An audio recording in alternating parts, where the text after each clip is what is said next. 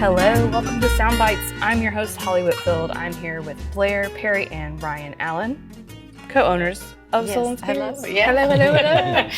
This week, we're going to talk about their Uptown Brewery, the Great American Beer Festival, and a grant they just received to build playground, dog park, beer garden, ? More? That's what we're going to talk about. But first know that Daily Memphian Soundbites podcast is free. It's one of our free podcasts. You can hear new episodes every week on WYXR Radio. You can catch us Thursdays at 11 there. You can also search Soundbites Daily Memphian and subscribe on Apple Podcasts or Spotify or the podcast app of your choice. You can even stream episodes live for free at dailymemphian.com. If you're listening on WYXR, up next you can hear the Sidebar podcast with our Daily Memphian CEO, Eric Barnes, about arts and culture in Memphis. But let's get started with Blair and Ryan. Thank you so much for being here. Thank you so much, Holly. We're actually on location in you call it the Low Tones room. Yes. What's the Low Tones room at your brewery in Uptown? Yeah, so our Low Tones room is located like right when you walk in the front door. It's an area that's insulated. It's quiet. We keep the music very low in here so people can hang out without the hustle and bustle of the tap room. We also rent the space out, so a lot of people have gender reveal parties, birthday parties in this space.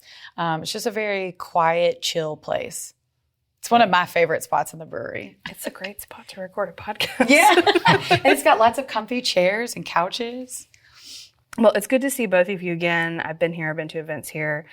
It's been great. We have so many things to talk about. I'm just going to jump right in and kind of start at the beginning. The names of your beers. Yes. Yeah. They're very clearly Memphis music inspired. Very much so. There's a reason for that beyond just it's a great idea. You both have a musical background. Tell me a little bit about it. If people don't know, I know you've told the story before, but sometimes people are coming in and they don't know. Sure. I was a studio musician for almost 10 years in Nashville. Mm-hmm. I also did a lot of stage gigs and was a solo artist. And then when Blair and I met, we started singing together and decided to start our own duo. Yeah. So we sang together for a number of years while we were both doing other jobs. Mm-hmm. And while our manager was pitching us. And we hit a point when we got pitched to a few major labels, and one of them wanted to pick us up. And it was a deal that we really didn't want to sign. So it was kind of it was a moment where we had to decide if we were going to do it or get off the pot. A come to Jesus. It's a come to Jesus moment. Yeah, but also, you were home brewing. Like, this is kind of how this all got started. Yeah. Ryan was home brewing at home and then started working at a brewery in Nashville.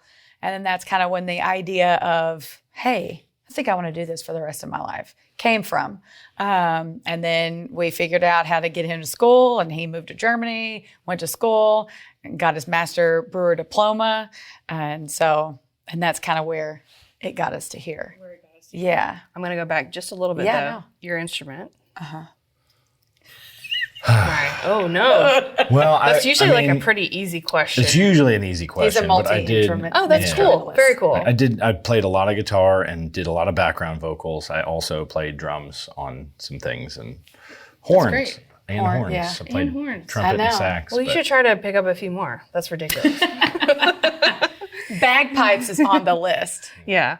Blair, what about you? My instrument is my voice. Ooh, yeah. yes. Yeah. Mm-hmm. I can, can't you hear it? I can, actually. No, I'm teasing. I can play the tambourine, when I have to. Yes. Yeah. I understand. That's great. You got to have something on stage, You do. Like, I don't know, a little flag or anything, really. Ooh, I like playing the flag. But this is like, just wave a flag while you sing. That's for the next one. I know. That's a free idea. Okay. No, you need royalties for that. No, listen, I'm so interested in how you went from that to being like, oh no, I'm going to move to Germany and do the Cicerone. Am I saying that right? I am saying that. Cicerone training. Sure, those are very like a big leap. Different things. Okay. I had my first beer in Prague in the Czech Republic. Mm-hmm. I was I was well of age. I was almost 22 years old. An ancient man to him having his first beer. That's sure. And very awakening. I mean, to have something like that and go, wow, this is very delicious. I think a lot of people have their first beer and they go, this is disgusting. You know, why do people do this? But that was not the case for me. And then it was constantly a pursuit of like, where do I find more of this? Tastes like this. Probably being in Prague helped. Yes. Yeah, for that short time that I was there, and then I was in Germany, and I was staying at a host home, and he started cracking swing top bottles, and that was a good night. Yeah. So I had quite a few things in the Czech Republic, and then some in Germany, but that was long time ago. And then I don't even know where we're going. You wanted to recreate what you had yeah, of there. course. You come back and you have some beers that here, and even craft beers weren't quite hitting the mark, and a lot of those like German, Czech lagers, just didn't taste the same here. Yeah. But there was somewhere we were going. The Cicerone program. Oh, that's completely different. It's completely different. But also, she was asking about going to Germany. Yeah. So, like, yes, I went. I think this is an important part of the origin story. Sure, of course. Yeah. It's like my Spider-Man moment. Yes. I was bit by the bug. I was interning at an all-lager brewery in Nashville, and then when we decided to get out of music, we moved to Arkansas, back to Blair's hometown, and we lived there for a couple of years. And I was a head brewer at a brew pub in Paragould, really small, but did like 300 and something barrels in the year on a 10-gallon system. It was crazy. I was brewing like 4 times a day, 5 days a week. Yeah, I'd be up at. I'm so tired. 3, 4 a.m. and then I'd be home at like 7, at night, and then get up the next day and do it all again.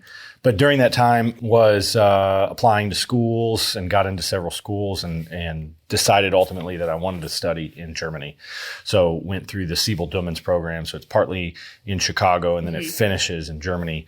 Went to Germany, came back after getting my diploma, and we moved to California. I got a job in California as a master brewer out there for a couple of years at a place called Enegren Brewing. It's in Ventura County, and did the whole German beer thing there. And then the whole time we're planning our own brewery, right? Yes. And kind of what we want to do and what we want to do differently than the other craft beer breweries that are around. And then that brings us to Memphis. Yeah, I was going to ask, so now how did you get to Memphis? So I'm from Jonesboro, Arkansas, born and raised there. So Memphis was always like a second home. This is where we came to hang out.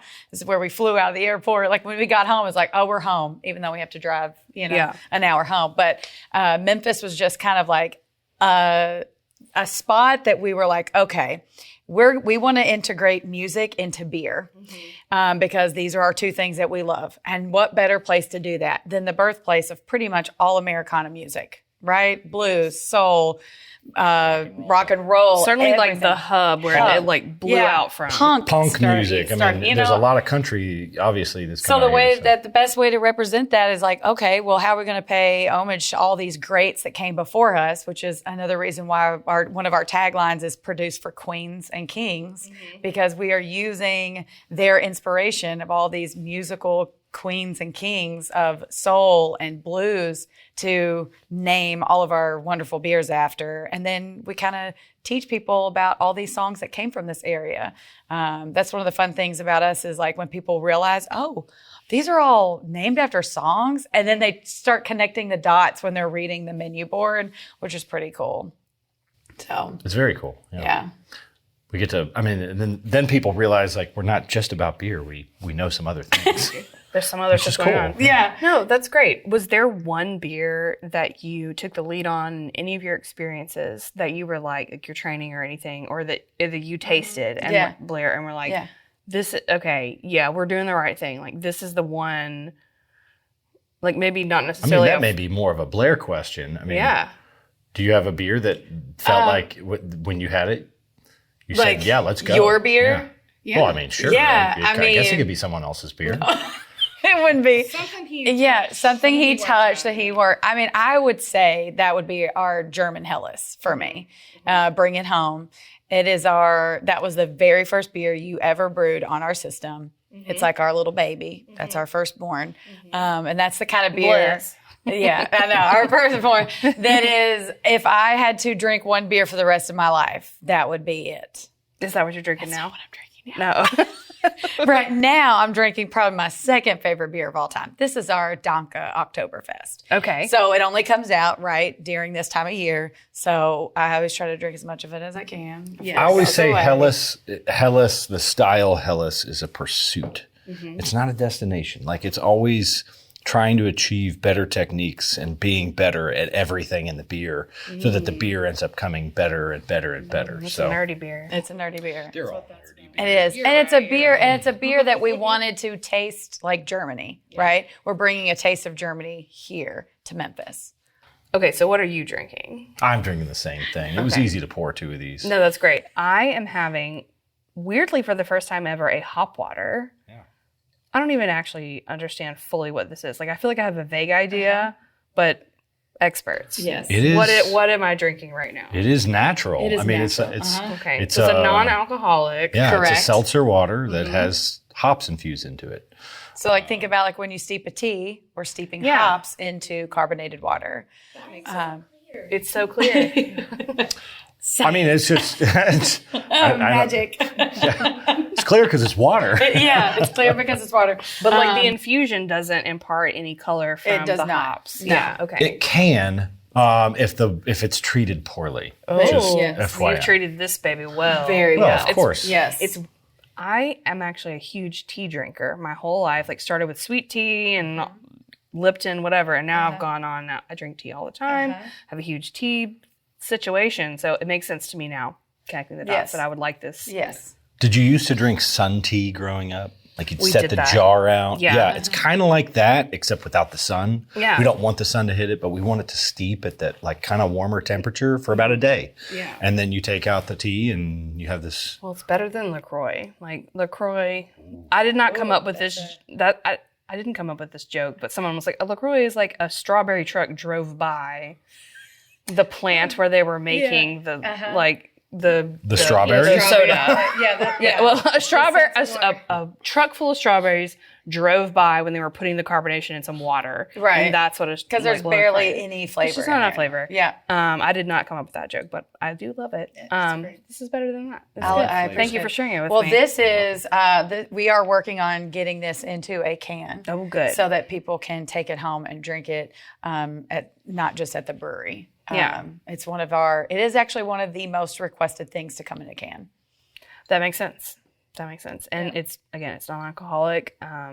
People are really looking for that. There's been so many beer trends. We could really spend like 3 hours probably talking about like beer and drinking trends. Yes.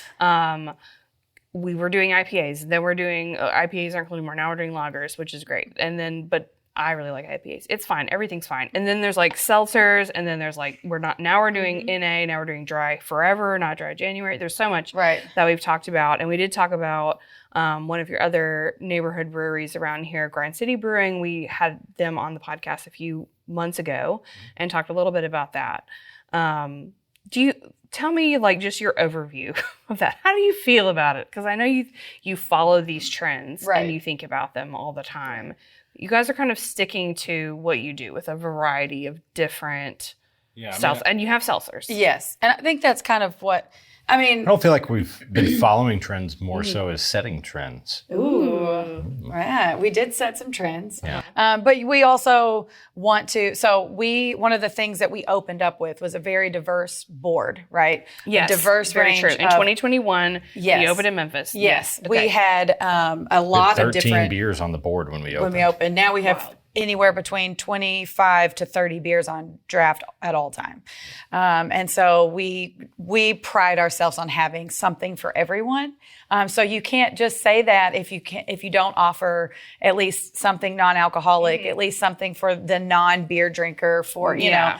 And we're always exploring new options and new ways to diversify, because first and foremost, we are a beverage company, right? That's what we do. We make beverages, whether they're alcoholic or non-alcoholic.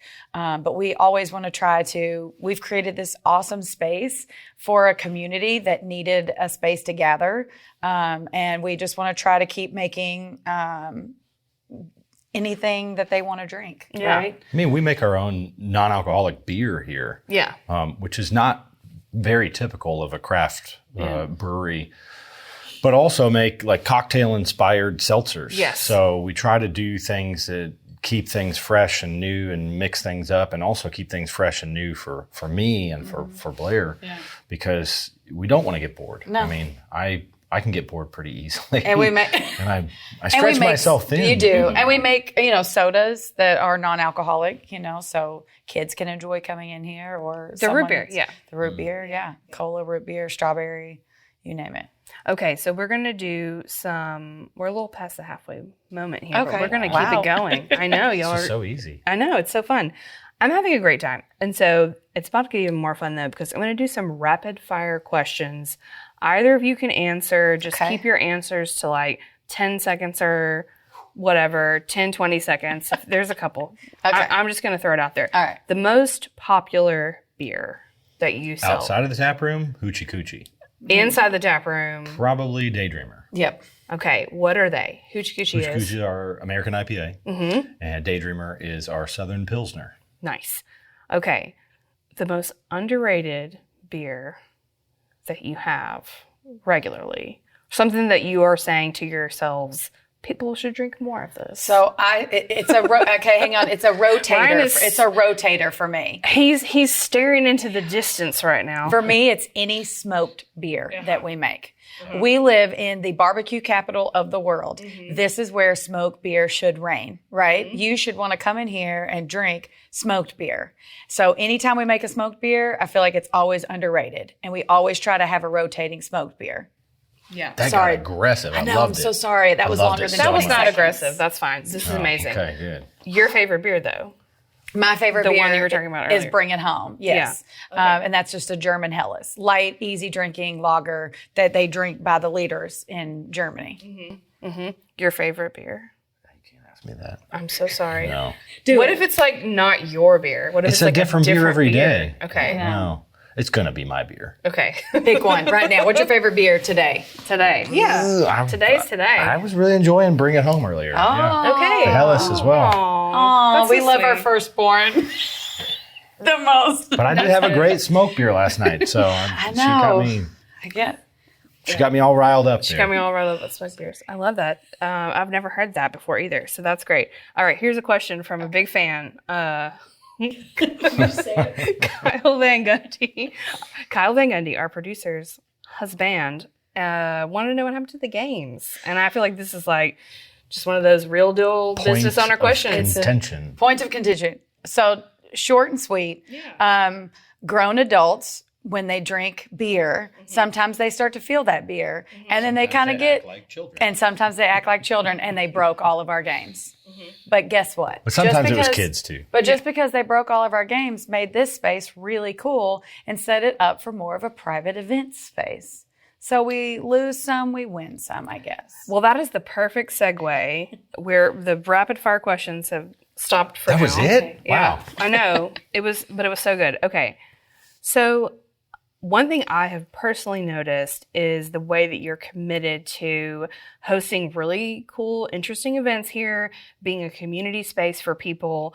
I mean, I was a vendor a couple years ago and hope to come back next year with your independent booksellers and independent local authors. Yes. And you have a sick poster for your Scholastic Book Fair. Yes. It's like, your old school Scholastic Book Fair that you used to go to in the library in elementary school, and you're like so excited. You're gonna like buy some erasers, you're gonna buy some books, and that's kind of the atmosphere you wanted to recreate for adults with beers and drinks. At that particular event that I've been to, but I've also been to several others where you have partnered with like the American Ad Federation in Memphis and other professional groups, and then also like Swifties.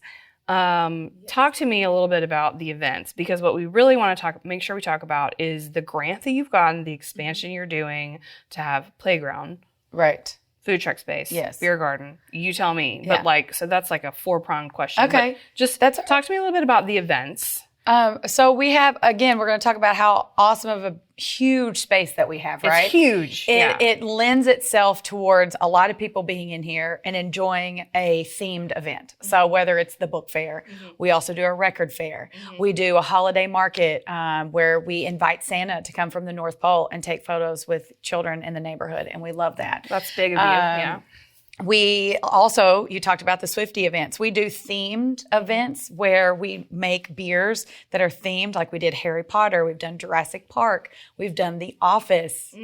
Taylor Swift. What's the Office themed beer? Oh, it was amazing. We did a Scotch and Splenda. It was great. Perfect. We had Kevin's famous chili from Smoke and Toast. Oh yeah, outside. Smoke and Toast made us Amazing. some Kevin's famous. I mean, there was chili. a bunch of beers. Yeah. Because there were 7 beers. We did a salted pretzel brown ale. Pretzel day. For pretzel day. It was amazing. And a second drink that was a margarita goes, margarita goes. I forgot that second drink was from The Office. I have used it so much. I know, and you don't realize this is it. so aggressively millennial. And you know what? We're here for it. We can't help it. We can't help it. Yeah. So that's great. yeah. That's so great. But you're connecting with lots of different communities. Yes. And also supporting other local businesses. Yes. Independent bookstores, independent record stores, independent authors, and letting them come up. We had 43 vendors for the book fair this year, and 23 of them were local authors. That's amazing. So that, for me, was an awesome thing. We even set up a Q&A in here in this room, and Toby led it. And Toby Sells from the Flyer, shout out. Yes, he led the Q&A, and they read from their books. I mean, it was just a really cool, for the book lover and me, that made my heart real happy. So I can tell that's a special one for you. It just is from our interaction. It's very good. much. It's good. Okay, but now we've got to grow. We've got big visions. So tell us about the grant and what's happening with this news. The Daily Memphian has reported on this, but tell the listeners. Tell the listeners. So we were approved for an exterior grant that comes through the Downtown Memphis Commission. And we have been wanting to beautify that space, right? Because as you're driving up, you see this really cool space, and there's just a few picnic tables, which is, what we could do at the time. So now it's time for us to grow and make this an even more inviting space. We are dog friendly. We're family friendly. So we wanted a space for dogs to be able to go outside, run around if they need to. Kids also to go outside, run around if they need to. Yeah. And then give space for the adults to go watch them in shade and a nicer area to sit. We wanted to create a space where we can have some food trucks that can set up more permanently outside, so that it makes it feel like it's a welcoming outside. We're already welcoming inside, so let's just open that door and flow it outside, right? Right. And so you've had lots of different food trucks come through, like Ritzy's Barbecue is a truck trailer pop-up. It's really pop-up It's a that pop-up, they did here. Now they have a trailer at Yorkshire Liquors. And so they were on the podcast a few weeks ago talking about that. They gave you guys a shout out. We always have a through thread on these podcasts. See if you can find it. Connect all the dots. Like Swifties would be good at this. They would be. But tell me about the food aspect of it. So we're kind of down here. There's not much food, right? So another reason we're opening this space to the community. We want to have food. Also, you need to drink. When you drink beer, you need some food to go along with that, right? And so we want to create a space where we can bring multiple trucks in if we need to, but creating food, because that's another complaint that we get is, you don't have food all the time. And we want to be dog friendly inside, which is why we don't have a kitchen inside. We think it's very important for that, because we have a lot of regulars that bring their dogs every time they come in, and I don't want to force them just to sit outside. So that's a health department thing. That's a health department thing. I'll give people some context. Like at the Wiseacre downtown, you can't bring your dogs inside because they have a Little Betty's Pizza inside, and that is what they've chosen, that's perfectly fine. And that's great. But we need all the different options, right? Correct. So you guys have this. Okay, so that makes sense why you want to have the food trucks. What are some of your favorite food trucks that have been here that you're hoping will pop in? Yeah, so Ritzy's, Ritzy's is one of them, and also Smoke and Toast. Smoke and Toast is one of our favorite food trucks as well. He also works all of our theme events. He does a lot of theme stuff. So he will theme food to the event. So he's your enabler. He is my enabler. And like we just celebrated our 4-year anniversary last weekend. Thank you. And he actually made a braised like beef with our 4-year anniversary beer and made an anniversary melt. Yeah. So he goes things above like and beyond that. to like make it super cool. Yeah. So. His name is Alan at Smoke and Toast. Nice. Yeah. Okay. Yeah. Well, who knows? Maybe we'll have him on next. Yeah. We've got to keep this like narrative rope going. No, that's really great. There's a playground involved, maybe, possibly. So what happens next with the grant? So we have one more step of approval through the Downtown Memphis Commission at the Design Review Board. And then once the Design Review Board says yay, then we can start construction. So our goal is to have it done by the spring. Yeah. Yeah. That'd be amazing. And have a new like grand reopening. Yeah. 2026. Yeah. It sounds like far away, but it's not. It's not. Okay, so you guys recently went to the Great American Beer Festival in Denver.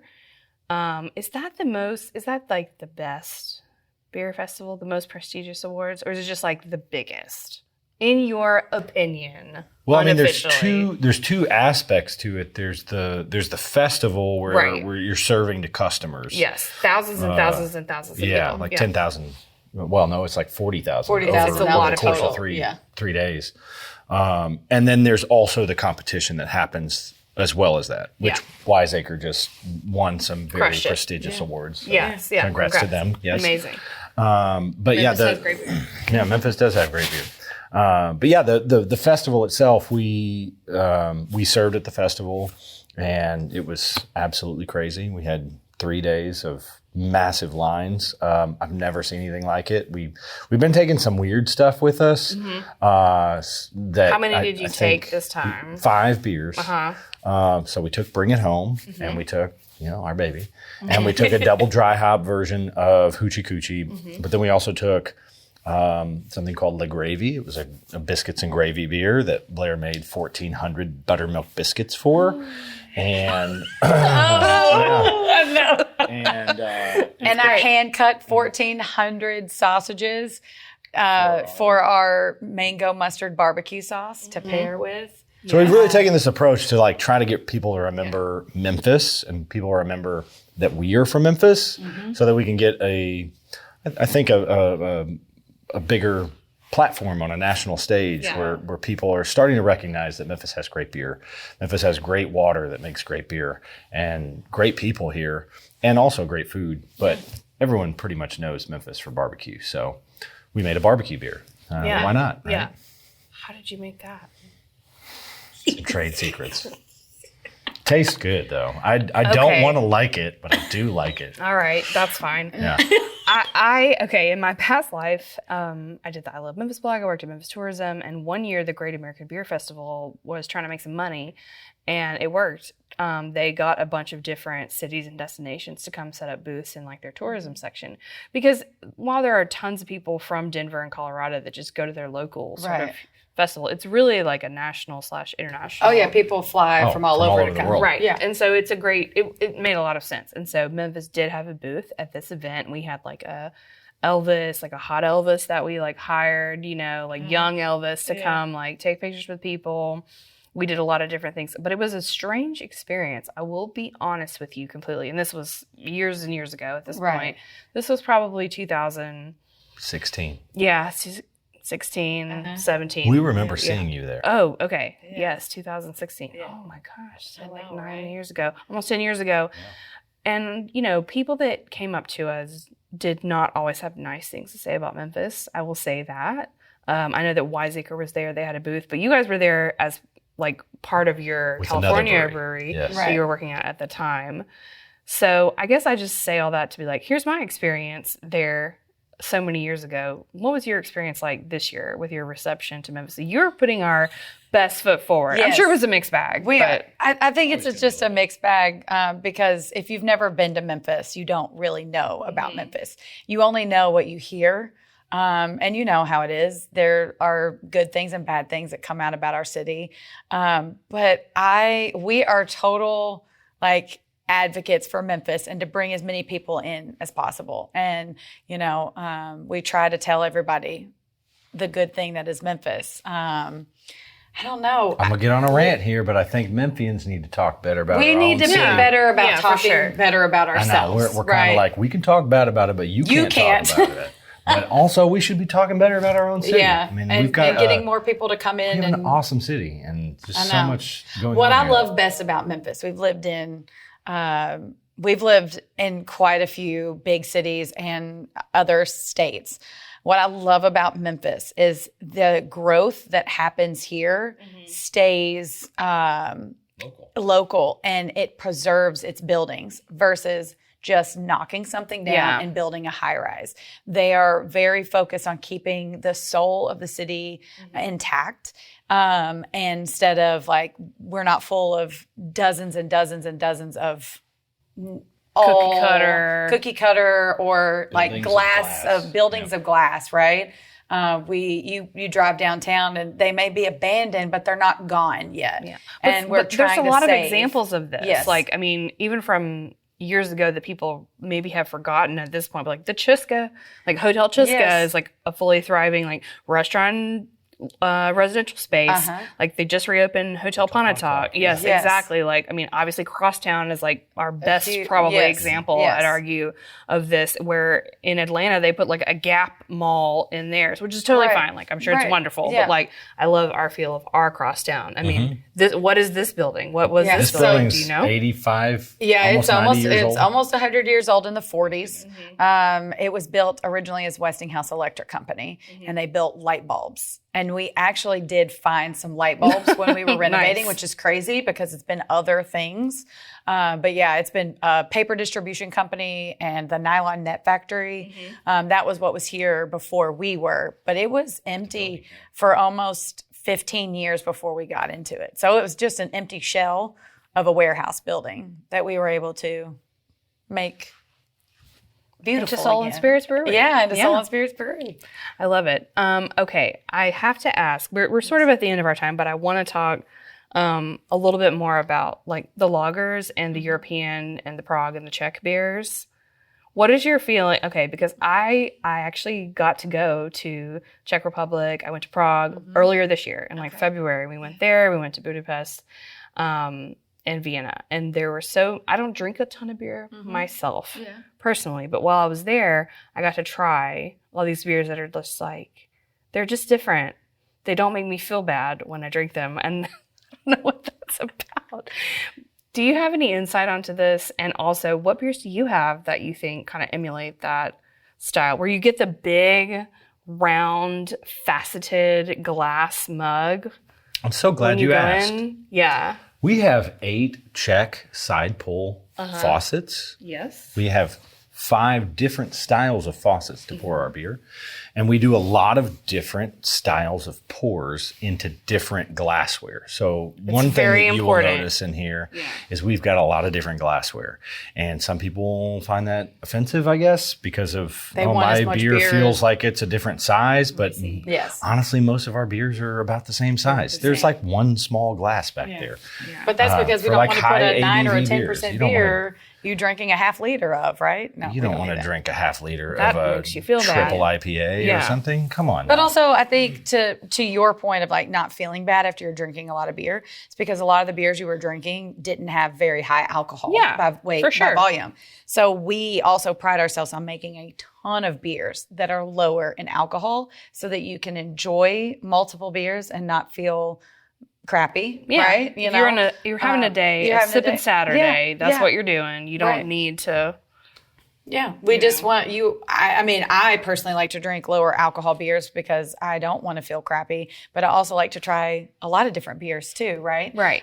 So Ryan makes a lot of clean German and Czech lagers. There is a Czech lager out there, 13 Degrees Pils, which Ryan makes, and it's served in the dimpled mug that you were talking about, like you would get in Prague, and it's one of our best sellers in the tap room because people love to come in and get that kind of pour here because we're the only place that you can get it.